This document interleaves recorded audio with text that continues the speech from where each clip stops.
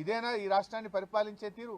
హోంమంత్రిగా ముఖ్యమంత్రి గారే ఉండి ఇవాళ పూర్తిగా తన బాధ్యతల్ని నిర్వర్తించడంలో పూర్తిగా ఫెయిల్ అయిపోయింది ఇవాళ రేవంత్ రెడ్డి గారు. సో ఇప్పటికైనా మానుకోండి, ఈ కక్షపూరిత రాజకీయాలు మానుకొని పరిపాలన మీద దృష్టి పెట్టాలని చెప్పి రేవంత్ రెడ్డి గారికి వారి ప్రభుత్వానికి హితవు పలుకుతా ఉన్నాం. ఆ స్పీకర్ గారు అసలు చర్యలు తీసుకోవాల్సింది సంజయ్ గారి మీద కదా.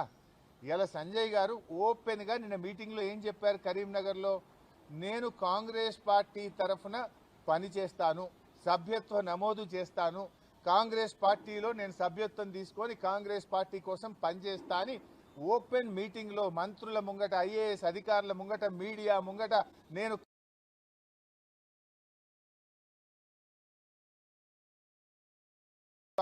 స్పీకర్ గారి దగ్గర మా యొక్క డిఫెక్షన్ పిటిషన్ సంవత్సరం నుంచి పెండింగ్ లో ఉంది. తక్షణమే సంజయ్ని అనర్హుడిగా ప్రకటించాల్సిన బాధ్యత స్పీకర్ గారి మీద ఉంది. ఇది ఏమో ఎట్లా ఉందంటే చోరు ఉల్టా కోత్వాల్కు డాటే అన్నట్టు పార్టీ మారిన ఎమ్మెల్యేనే ఇంకా మా పార్టీ ఎమ్మెల్యే మీద ఇవాళ చర్యలు తీసుకోవాలంటున్నాడు. చర్యలు తీసుకోవాల్సింది పార్టీ మారిన 10 మంది ఎమ్మెల్యేల మీద తీసుకోవాలి. ఆ పిటిషన్ ఇవాళ ఆయన దగ్గరే స్పీకర్ గారి దగ్గరనే ఉంది. స్పీకర్ గారు తన విజ్ఞతను ఉపయోగించి ఓపెన్ గా చెప్తున్నారు కదా, అఫీషియల్ మీటింగ్ లో నేను కాంగ్రెస్ పార్టీ తరఫున పనిచేస్తా అంటున్నారు.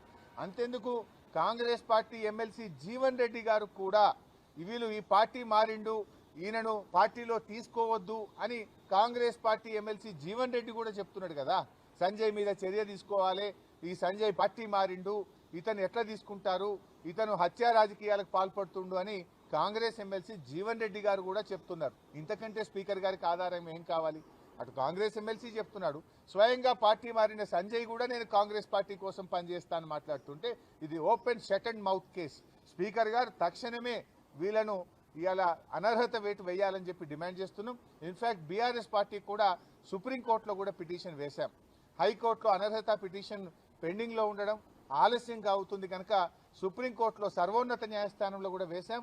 మాకు విశ్వాసం ఉంది, గతంలో సుప్రీంకోర్టు కొన్ని రాష్ట్రాల స్పీకర్లను 3 నెలల్లోగా అనర్హతపై నిర్ణయం తీసుకోవాలని డైరెక్షన్ ఇచ్చింది కనుక సుప్రీంకోర్టు నుంచి మాకు న్యాయం జరుగుతుందనే నమ్మకంతో మరి సుప్రీంకోర్టులో కూడా బీఆర్ఎస్ పార్టీ తరఫున కేసు వేయడం జరిగింది.